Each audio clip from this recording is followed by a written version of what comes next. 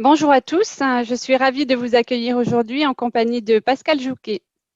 Pascal Jouquet, vous êtes directeur de recherche à l'IRD, l'Institut de recherche pour le développement, et responsable de l'équipe fonctionnement écologique des sols tropicaux et tempérés au sein de l'Institut d'écologie et des sciences de l'environnement à Paris.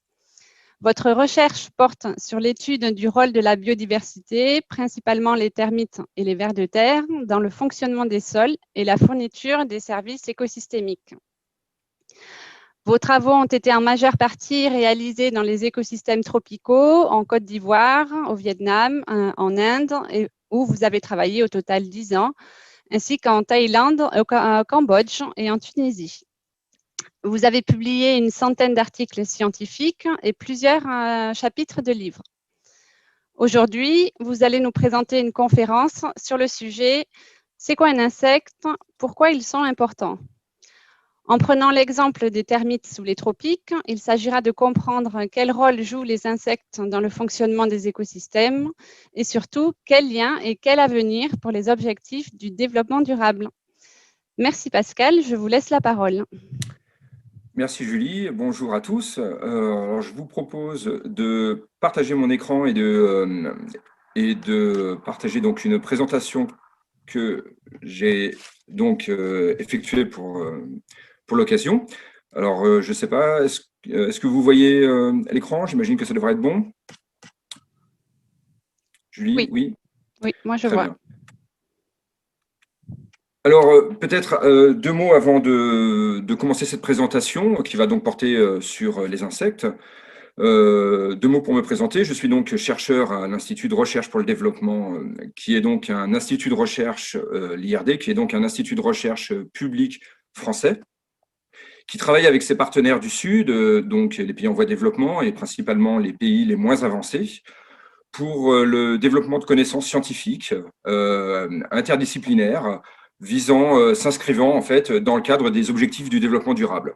Alors, qu'est-ce que sont ces objectifs du développement durable? Ce sont différents domaines, différents objectifs que se sont donnés les Nations Unies et qui visent, pour faire très simple, à réduire la pauvreté, réduire les inégalités et aussi permettre à nos sociétés de s'adapter aux changements, à des changements locaux et globaux auxquels nos sociétés doivent faire face.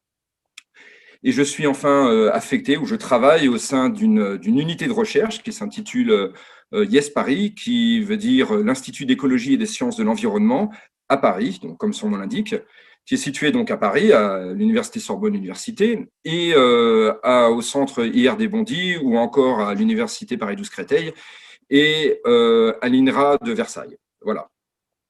Donc, je vous propose donc cet exposé sur les insectes et je vais essayer de répondre à deux questions principales. La première, qu'est-ce que sont les insectes? Et puis la deuxième, pourquoi sont-ils si importants? Et enfin, je vais utiliser un modèle biologique, le termite, pour essayer de mettre en lumière un petit peu ces relations un peu particulières, ambivalentes que nous avons avec les insectes, perçus plutôt négativement et pourtant assurant une multitude de services utiles à nos sociétés, qu'on appellera donc les services écosystémiques.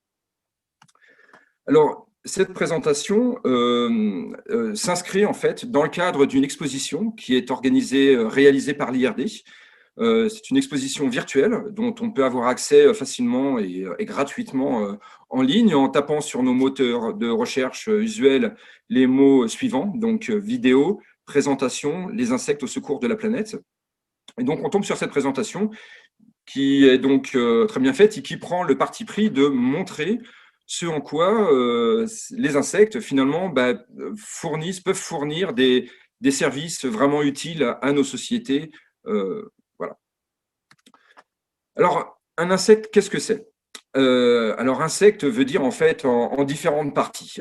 Ce sont donc des arthropodes qui vont être segmentés et qui vont avoir en gros trois grandes parties distinctes, la tête, le thorax et l'abdomen. Alors la tête, c'est évidemment la partie qui va héberger les yeux, les antennes, mais aussi les pièces buccales. Les insectes étant pour moitié phytophages, c'est-à-dire qu'ils se nourrissent aussi bien de racines que de fruits, que de feuilles, et pour autre moitié carnivores, voire détritivores, les insectes vont en fait avoir une grande diversité de régimes trophiques, c'est-à-dire qu'ils vont se nourrir d'une grande diversité de choses. Et donc, l'évolution a conduit à une sorte de spécialisation. Et donc, les pièces buccales se sont donc spécialisées et on va avoir donc des pièces buccales vraiment très spécifiques, comme par exemple le proboscis, donc cette trompe qu'on peut voir ici. Alors, je ne sais pas si vous pouvez voir mon curseur, mais c'est clairement la trompe des papillons, ou le stylet des moustiques, qui va donc être cet organe piqueur, voire les organes, les mandibules de type broyeur des scarabées, par exemple. Donc, on va avoir, associé à une grande diversité de régimes trophiques, on va avoir une grande diversité de morphologie et donc de pièces buccales. Voilà. Ensuite, le thorax. Le thorax, ce sont 3 segments qui vont porter en fait les organes locomoteurs. Donc, les insectes ont 3 paires de pattes, donc une paire de pattes par segment, donc 6 pattes au total, et aussi des ailes. Alors, tous les insectes ne sont pas ailés, mais il y a l'exception des actérygotes, donc les poissons d'argent, mais en gros, tous les insectes sont à un moment ou à un autre ailés, ou dans le cas particulier des insectes sociaux, au moins les reines ou les couples reproducteurs le sont à un moment donné. Les insectes, la dernière partie, donc l'abdomen, ça va être la partie qui va héberger les organes reproducteurs, les organes liés à la digestion, etc. C'est à peu près 11 segments. Et ce qui est intéressant aussi avec les insectes, c'est qu'à la différence de nous qui avons donc un squelette interne et notre système nerveux qui est dorsal, les insectes, eux, ont un système nerveux qui va être ventral et surtout ce qu'on appelle un exosquelette, c'est-à-dire un squelette externe, qu'on appelle la cuticule, qui est composé de polymères particuliers, la chitine, qui fait que ce squelette est donc évidemment extrêmement rigide et que donc l'évolution, les individus ne veulent pas pouvoir grandir de façon continue, mais vont avoir ce qu'on appelle des mus. Et donc, différentes stratégies en fait pour évoluer, pour passer d'un stade juvénile à un stade adulte. Donc ici, les 2 grands cycles de vie que vous pouvez voir à droite, ici, 2 grands cycles de vie, donc très différents. Un premier qui part de l'œuf et où les individus les plus jeunes vont petit à petit grandir, évoluer au travers de différentes mues en adultes, mais les individus restent les mêmes. Il y a juste un développement d'organes particuliers, par exemple d'organes qui vont être non fonctionnels, comme les organes sexuels, ou d'organes atrophiés, comme les ailes. Et petit à petit, les individus se ressemblent beaucoup, les juvéniles et les adultes, et on a petit à petit, au fur et à mesure des mues successives, passage comme ça d'un individu, d'un stade à un autre, mais très peu d'évolution. Et puis, on va avoir l'autre grand cycle de vie, qui lui consiste en fait par une phase, comporte en fait une phase immobile, qu'on va appeler une phase nymphale, où on va avoir donc 2 phases très différentes.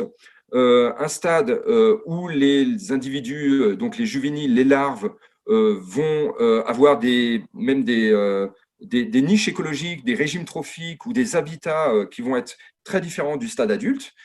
Et ce stade nymphal où on va avoir une complète métamorphose et émergence, donc un individu adulte, un imago, qui sera totalement différent en aspect par rapport aux autres, au stade larvaire. Alors, un insecte, c'est quoi? C'est en fait l'essentiel du vivant. C'est à peu près les 3/4 des espèces animales aujourd'hui décrites.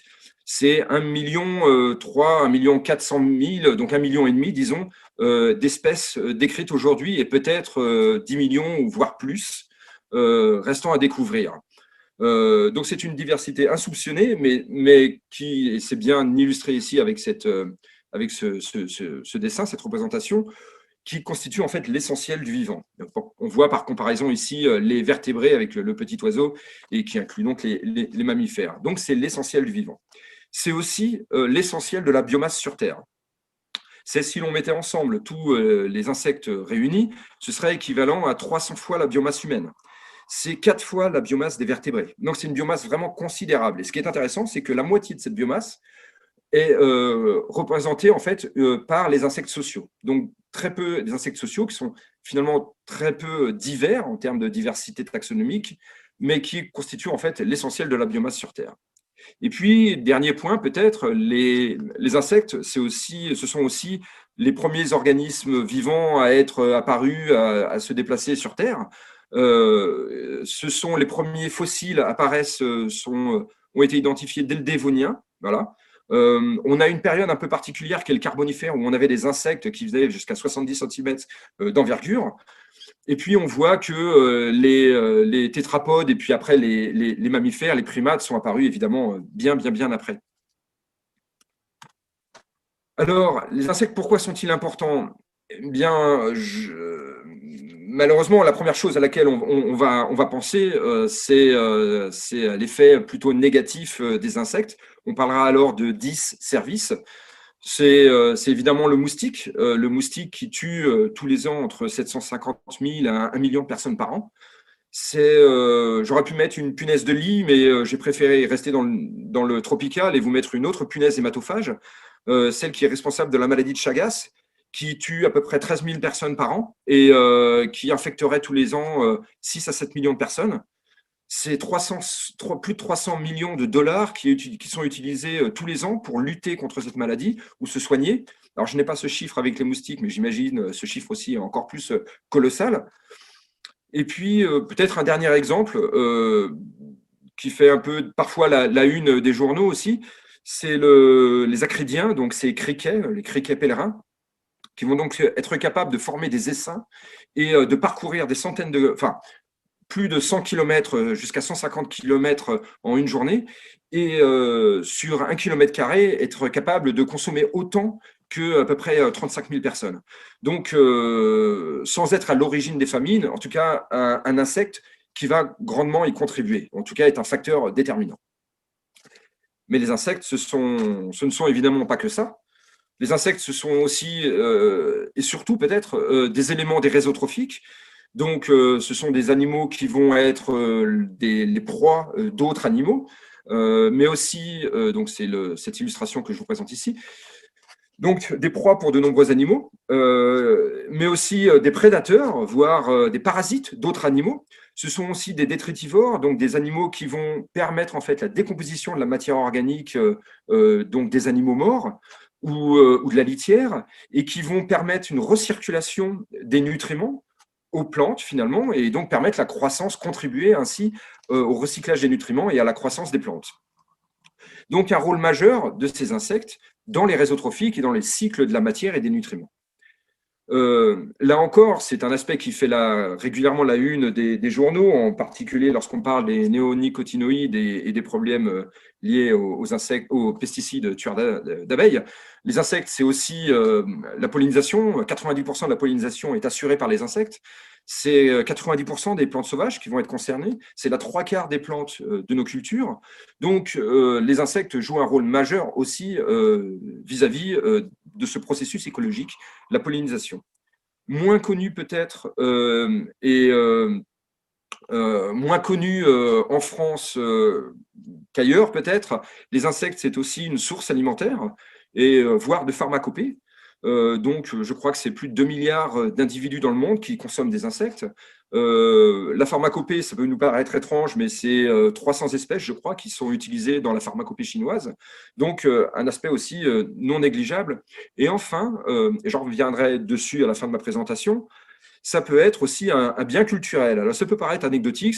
On pense évidemment aux scarabées qu'on trouve dans l'Égypte ancienne, voilà, mais je reviendrai sur ce point. Donc, les insectes peuvent fournir aussi des services quelque part un peu inattendus.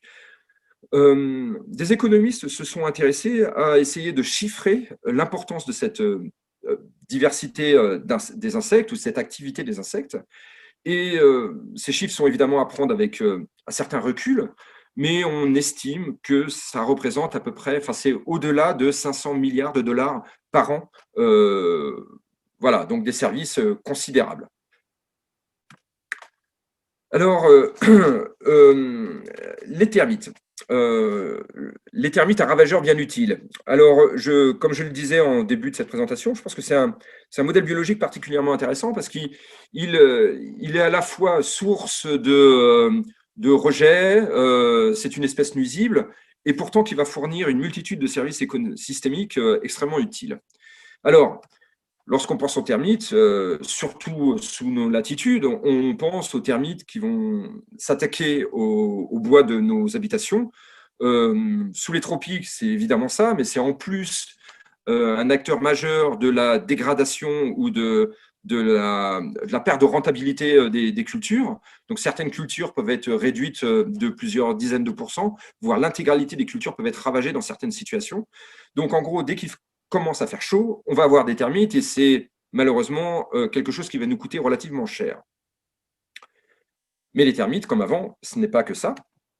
Ce sont aussi ce qu'on appelle des bioturbateurs et des ingénieurs de l'écosystème. Alors, qu'est-ce que j'entends par là?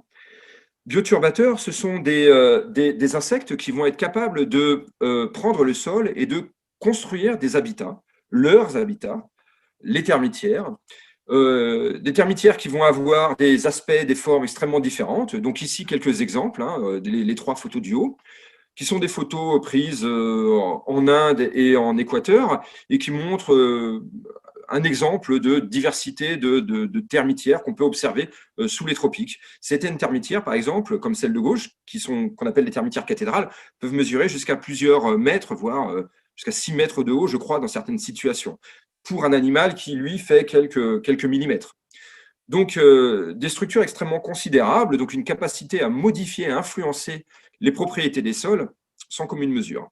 On a aussi ce qu'on appelle des plaquages, donc ce sont ces sols qu'on voit là tenus par une main, qui sont des sols en fait qui vont être utilisés par les termites pour recouvrir la matière qu'ils vont consommer. Donc les termites consommant principalement les matières organiques mortes, donc les feuilles, le bois, eh bien en fait ils vont recouvrir ces résidus et de bois pour se protéger, pour garder l'humidité, pour se protéger des prédateurs, etc.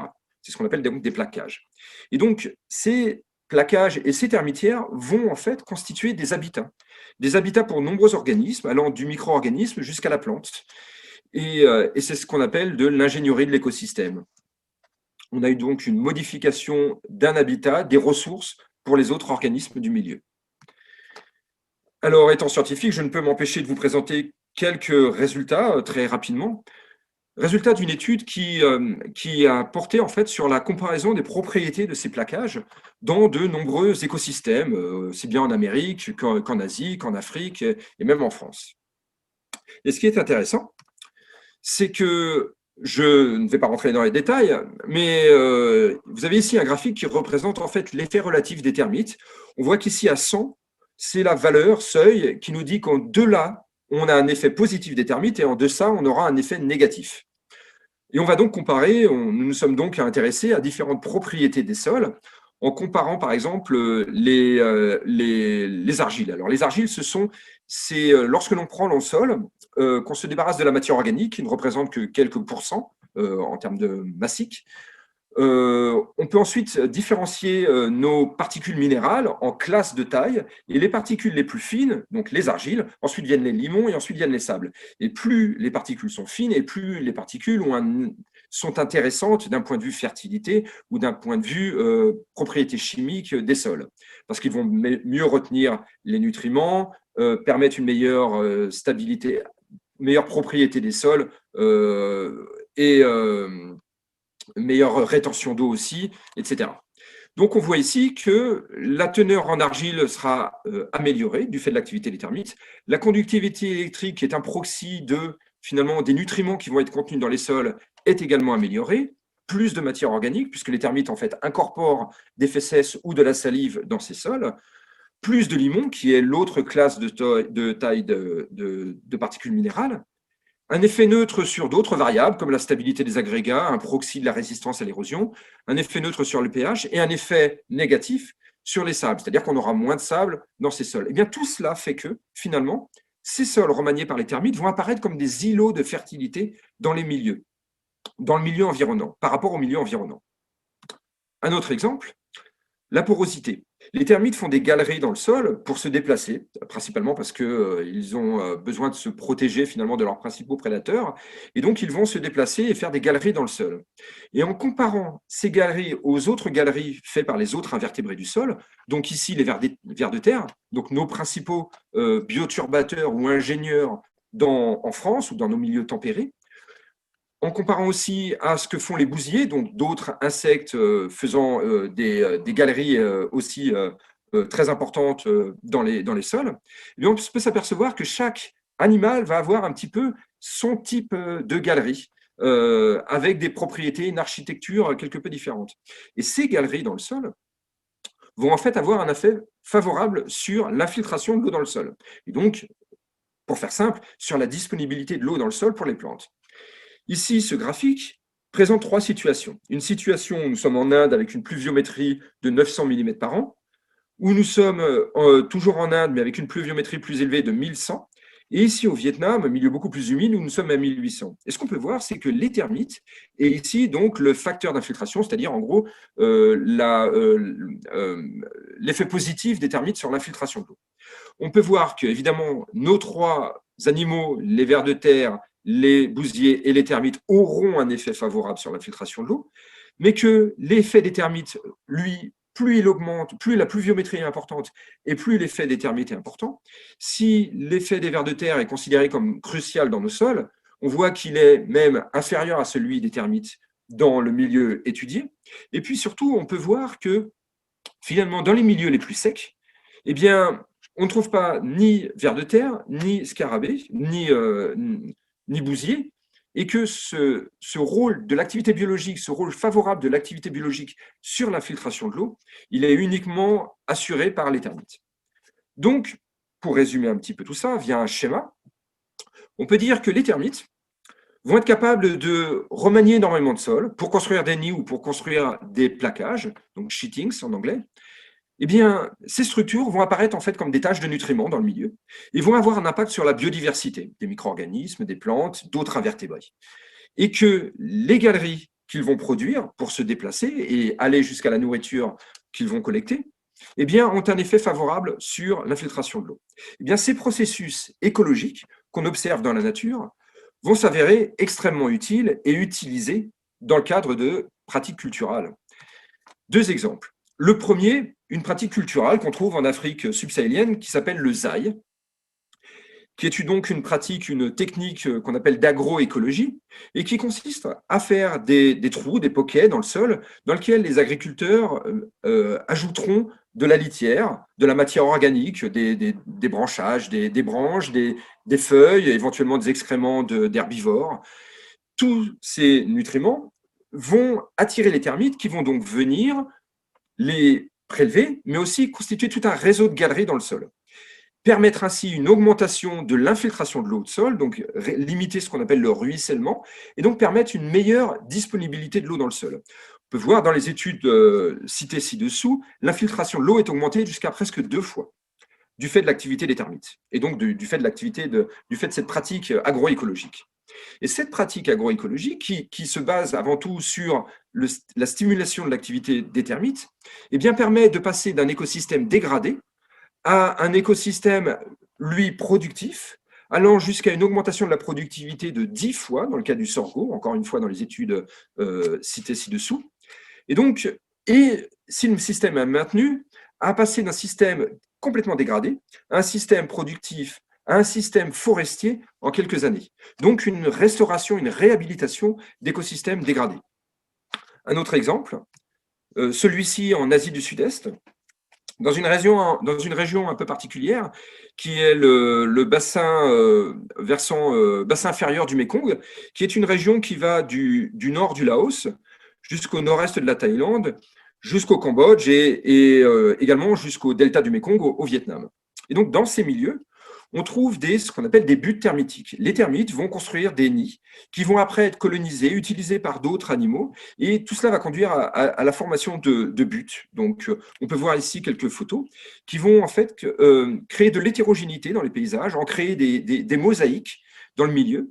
Au lieu d'avoir un système globalement homogène, on va avoir un milieu extrêmement hétérogène, extrêmement complexe. Ce qui est intéressant, c'est que la densité de ces buttes est, elle, quelque part en chute libre. Elle est de 10 dans les milieux dits naturels, peu perturbés, jusqu'à 8 à 6 au Laos ou au Cambodge, donc des milieux cultivés de façon plus extensive, jusqu'à moins de 1 butte par hectare dans le nord-est de la Thaïlande, où là, les pratiques culturelles sont plus intensives, et aucune butte observée, à ma connaissance du moins, au sud du Vietnam, dans le delta du Mékong. Ça tient peut-être à d'autres facteurs, mais c'est aussi l'endroit où les cultures sont les plus intensives.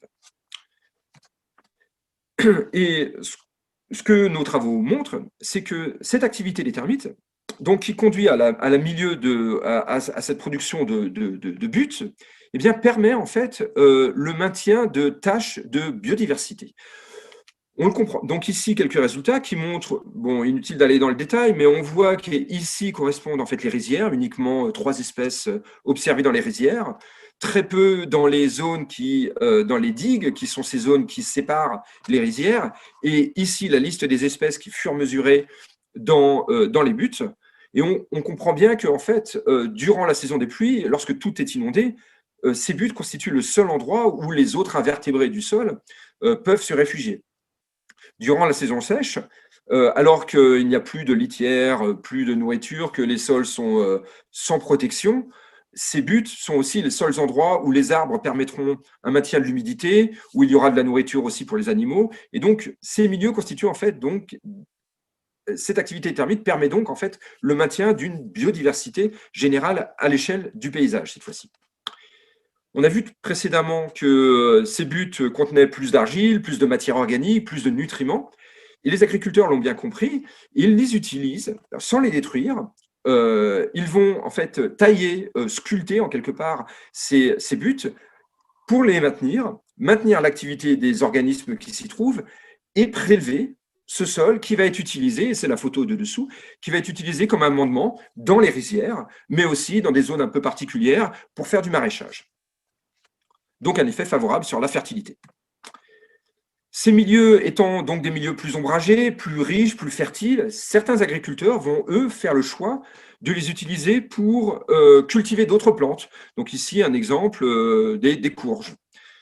Les agriculteurs ou les villageois dans cette région consommant pour la plupart des insectes, et on a vu avant que ces milieux regorgeaient ou pouvaient avoir plus d'insectes, ils vont aussi donc servir à se nourrir, à collecter des insectes, en particulier des termites, qui vont pouvoir être consommés par les populations locales, aidant ainsi à la diversité et à la sécurité alimentaire de ces populations.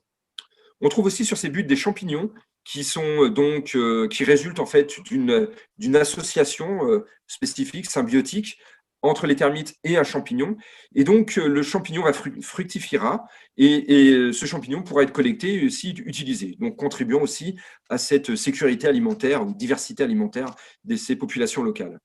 Un autre exemple à droite, totalement différent peut-être, mais qui rejoint le scarabée que je vous ai présenté avant, un aspect peut-être plus culturel et qui montre un peu une relation quelque part presque intime avec les termites. On a donc en haut à droite une pagode avec une stupa et au-dessus une représentation de Bouddha. Et on voit en fait les termites totalement recouvrir cette stupa et les villageois laisser en fait cette termitière s'installer et recouvrir cet objet cultuel. En bas à droite, donc un collègue qui pose à côté d'une termitière au Cambodge et qui présente en bas une stèle présentant également Bouddha. Donc on voit là une relation quelque part intrigante, voire intime, comme je le disais précédemment, avec les termites. Alors si l'on résume un petit peu tout ça, on peut se dire à la question finalement de pourquoi ils sont si importants. Et on peut dire que finalement, les termites, du fait de cette activité biologique, vont être capables de fournir une diversité de services qu'on appelle de services écosystémiques, des services d'approvisionnement, de régulation, de soutien, et que cela va contribuer finalement à la fourniture de divers objectifs ou du développement durable. Je pense en particulier aux objectifs tels que l'éradication de la pauvreté ou la lutter contre la faim, en parlant de sécurité alimentaire, l'accès à la santé, je ne l'ai pas mentionné, mais on trouve sur ces buts divers arbres qui sont utilisés par les populations locales pour se soigner, un effet favorable sur la dynamique de l'eau et l'épuration de l'eau, un effet favorable aussi, finalement, alors que les rizières sont quand même des milieux grandement émetteurs de gaz à effet de serre, on trouve dans ces milieux une concentration de matière organique, de biodiversité. Bon, tout cela va donc jouer un rôle extrêmement favorable et donc assurer donc divers services. Et si l'on revient sur les dernières photos que je vous ai montrées, on peut même dire que les termites, quelque part, fournissent des services aussi du type culturel. Et je vous propose d'aller avec moi en Inde, où on voit dans le sud de l'Inde des termitières qui peuvent être recouvertes de tissus, de pigments, de diverses couleurs, où des populations locales, des gens viennent y faire des offrandes, viennent prier. Alors, évidemment, ce n'est pas les termites qui sont vénérés dans ce cas-là. La réponse n'est évidemment pas si simple que ça.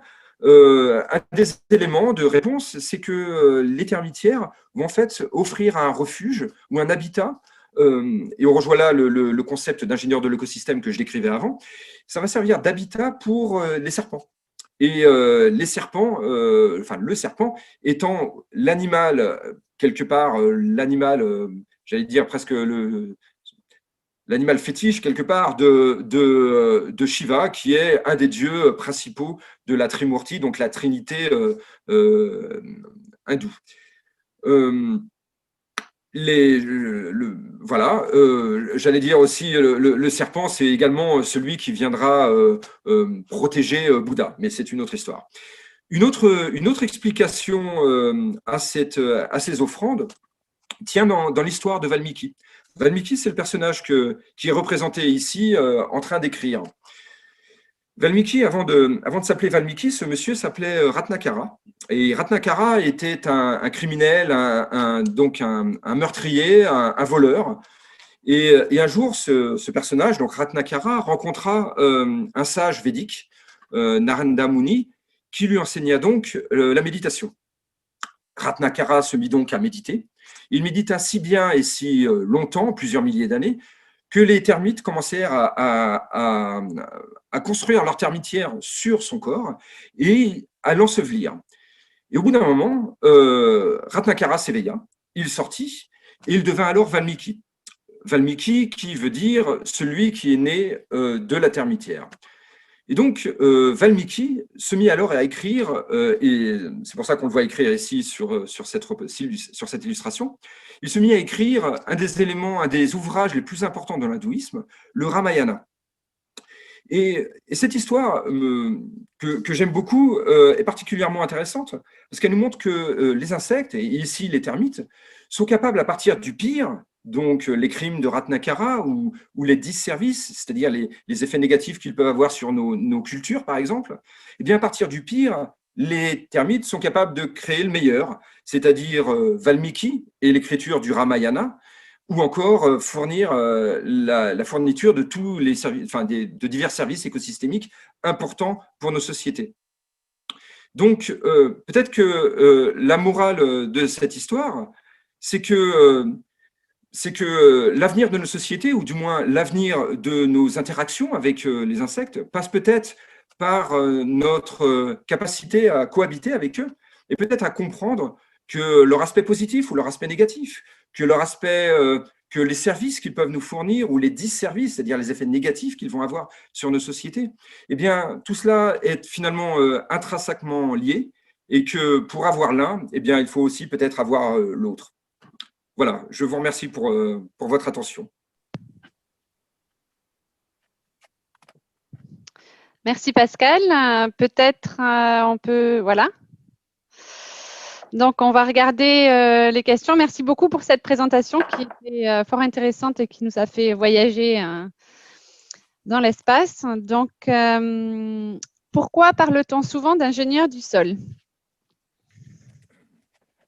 Alors, je dirais que, à la différence de toute cette biodiversité qui va jouer un rôle colossal dans ce que je présentais avant comme les réseaux trophiques, c'est-à-dire tous ces animaux qui vont être consommés ou consommés, on a certaines espèces, donc on pense chez nous aux vers de terre, qui vont avoir un rôle en plus. Ce petit rôle en plus, ça va être de créer des habitats, de modifier le sol, de créer des structures particulières. Donc, c'est les turicules des vers de terre chez nous. Sous les tropiques, ce seront donc ce que je vous ai présenté avant, donc ces termitières, par exemple. Et donc des structures extrêmement différentes qui vont constituer en fait un habitat pour une grande diversité d'autres animaux ou des micro-organismes. On voit clairement que la microflore, donc les micro-organismes qu'on va trouver par exemple dans les turicules de vers de terre ou dans les termitières, sera extrêmement différente de celle qu'on aura dans le milieu environnant. Ça va être un milieu privilégié par exemple pour le développement de certaines espèces de plantes. Voilà. Et ça, c'est ce qu'on appelle, c'est ce qui est lié en fait au concept d'ingénierie de l'écosystème. D'accord. Quel exemple frappant de la dépendance d'un écosystème envers un insecte? Alors, la question est un peu difficile. Je pense que malheureusement, c'est un peu l'inverse qui se produit, c'est-à-dire que on peut, nous, produire des écosystèmes sans insectes. Ça va être le cas, par exemple, de nos systèmes productifs, où on va avoir finalement, via l'utilisation de pesticides, d'insecticides, on va réduire grandement, voire totalement s'affranchir quasiment de l'activité des insectes. La question, c'est est-ce que ce sont des milieux durables? Je pense que dans l'esprit de tout le monde aujourd'hui, il y a une sorte de consensus.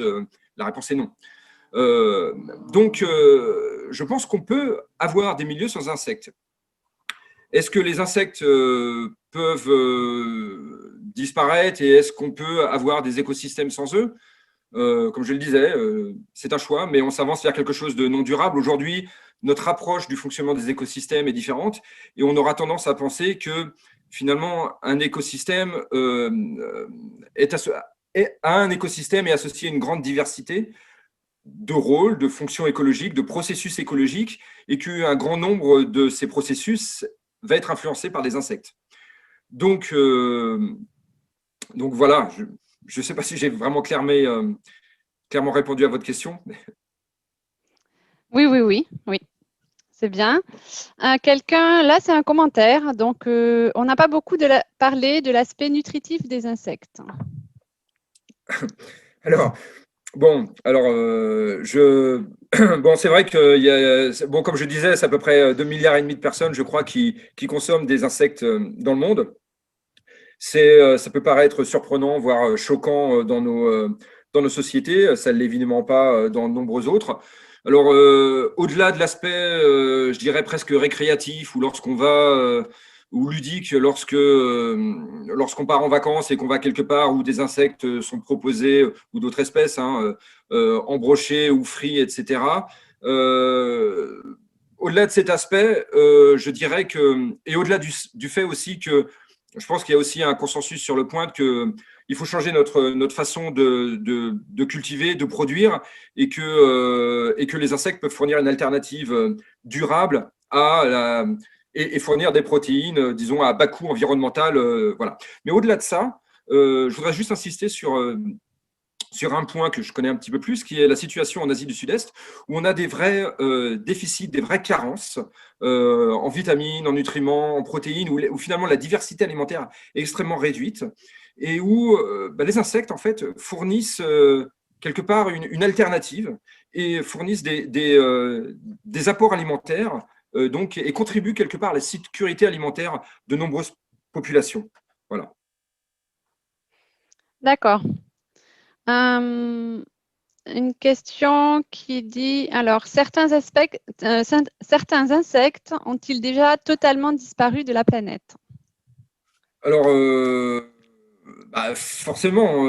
Alors, je pense que la réponse, forcément, il y a des espèces qui ont disparu, puisqu'on trouve des fossiles. On a eu des espèces qui étaient là avant, qui ont disparu. Par exemple, les grandes libellules dont je parlais avant, qui faisaient 70 cm d'envergure, celles-ci ont totalement disparu.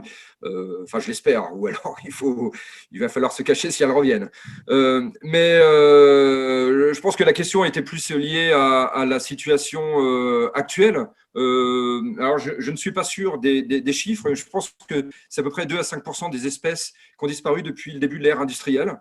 Je pense qu'il y a un grand nombre. Aujourd'hui, ce qui fait un petit peu foi, c'est que un grand nombre d'espèces sont menacées. Alors, cette question est aussi intéressante parce elle nous ramène au rapport qui a été fait il y a peu là, par le Muséum d'histoire naturelle et qui présente en fait qui présente que la France en fait compterait 20% d'espèces menacées. Ce qui est intéressant, c'est qu'en fait, dans ces 20% d'espèces menacées, c'est 20% vraiment d'espèces qui ont été observées. Donc, ce n'est pas 20% au total. Et que, je crois, en dehors des libellules ou des odonates, on n'a pas d'informations quantitatives sur les insectes. Donc, en fait, on s'avance à dire qu'un grand nombre d'espèces d'insectes sont menacées. Donc, je crois que c'est 40% des espèces qui seraient menacées ou qui seraient amenées à disparaître dans les décennies à venir. Mais en fait, faute de connaissances, ça reste des hypothèses où ce sont des modèles qui nous disent ça. On a peu d'expérience, on est toujours dans la découverte de nouvelles espèces. Et le fait est qu'on n'a pas assez de recul, en fait, à mon sens, sur cette disparition, qui est un fait, hein, qui est évident, mais à quel point je pense que c'est plus compliqué que ça n'en a l'air. Mm. Comment réagissent les insectes aux aléas climatiques, hein, tels que la sécheresse, les inondations, le feu, etc. Alors là aussi, je pense que, sans vouloir jouer, être sur le créneau de la polémique et à vouloir dire que le changement de température, etc., n'a pas d'effet sur les termites, sur les insectes, excusez-moi. Je pense que l'élément déterminant, ce n'est pas forcément ce changement global. Et peut-être que si j'ai le temps, je vais vous expliquer pourquoi. Mais l'élément déterminant, c'est avant tout le changement, la destruction des habitats des insectes, la destruction des habitats et puis et la conversion d'habitats naturels en système cultivé, par exemple, ou en système urbain, voilà, en milieu urbain. Et donc, ça, c'est la principale des contraintes. Et je pense que l'essentiel de cette disparition de ces insectes, cette menace sur les insectes, elle est là. Le deuxième, peut-être, effet le plus important, ce sera peut-être lié à, bon, évidemment, mais c'est lié à l'utilisation de produits de chimiques ou au développement ou à la présence d'espèces invasives, par exemple. C'est aussi un gros problème. Et je pense que plus tard vient la problématique du changement global et du réchauffement, etc. Mais juste pour terminer, je pense que c'est aussi quelque chose à prendre avec du recul, parce que c'est une vérité aujourd'hui, mais l'explication, c'est qu'en fait, on n'a pas d'information. On est en train de le vivre, le changement. Et donc, l'observation, la description, elle intervient avec du recul.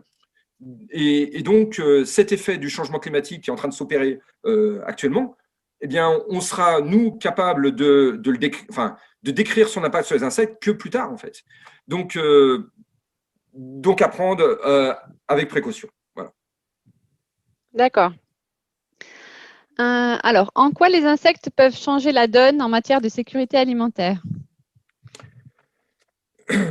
Mais c'est ce que j'essayais de vous présenter tout à l'heure, c'est-à-dire que, encore une fois, au-delà de cet aspect direct où on peut consommer des insectes, je repense par exemple en Thaïlande où les gens vont cultiver des grillons ou vont consommer des nettes, etc., où on va pouvoir se nourrir directement des insectes. Je pense que les insectes peuvent, et c'était un peu l'objet de ma présentation, peuvent fournir en fait une grande diversité de services tels que liés à la fertilité. Et qui dit fertilité dit productivité, et qui dit productivité dit aussi, quelque part, sécurité alimentaire ou croissance économique, et donc réduction de la pauvreté. Et donc, tout ça est finalement intrinsèquement lié. Et donc, le grand défi, je pense, un des grands défis qu'on a, c'est de non pas dépenser des milliards ou des millions à essayer de trouver des molécules chimiques qui vont nous permettre d'exterminer les insectes, même si c'est évident que c'est justifiable au regard par exemple, de l'effet des moustiques sur la santé des hommes. Mais ce que je veux dire, c'est que peut-être qu'une partie de cet argent, de cette énergie et de cette réflexion, elle pourrait être aussi menée à réfléchir sur la diversité des rôles que fournissent les insectes. Et comme pour les exemples que je vous ai présentés, un qui vient d'Asie du Sud-Est, un autre qui vient d'Afrique subsahélienne, finalement, peut-être qu'on sera un jour aussi, nous, capables d'utiliser cette diversité, cette activité pour améliorer le fonctionnement des écosystèmes. Voilà. Enfin, juste deux mots. Je n'oublie pas le fait qu'il y a aussi de nombreux insectes qui sont utilisés chez nous comme auxiliaires de culture. Voilà, qu'on ne me tombe pas dessus après pour me dire que j'oublie l'essentiel chez nous. Ok, alors je pense qu'on a le temps pour une dernière question. Quels sont les impacts positifs des moustiques, des autres insectes nuisibles dans le fonctionnement des écosystèmes? Alors, donc c'est évidemment une question un peu piège. Évidemment, quand on pense aux moustiques, on pense à, donc comme je vous disais, presque 1 million de morts par an, à tous les dégâts sur la santé. Mais je crois qu'il y a à peu près 3500 espèces de moustiques dans le monde. Alors, c'est peut-être pas exactement ce chiffre-là, mais c'est considérable. Donc, à peu près 3500, une dizaine qui doivent être hématophages ou qui doivent piquer l'homme, et quelques-unes seulement qui jouent vraiment un rôle, qui vont transmettre des maladies, la dengue, le palu, chikungunya, etc. Et donc, on voit que de 3500 à quelques-unes, et on a quand même une grande marge, et que donc les moustiques, s'ils sont si nombreux, c'est qu'ils font autre chose que piquer les hommes. Les moustiques, ils vont, par exemple, on l'oublie, mais ils vont jouer un rôle aussi important sur la pollinisation. Ils vont se nourrir du nectar des plantes et donc être des agents pollinisateurs. Les insectes, les moustiques, ce sont aussi au stade larvaire, ils vont être dans le milieu aquatique, ils vont aussi contribuer à épurer et donc à améliorer la qualité de l'eau. Voilà. Et puis servir aussi finalement de repas, de proie pour d'autres animaux que on sera content d'avoir ou dans nos milieux.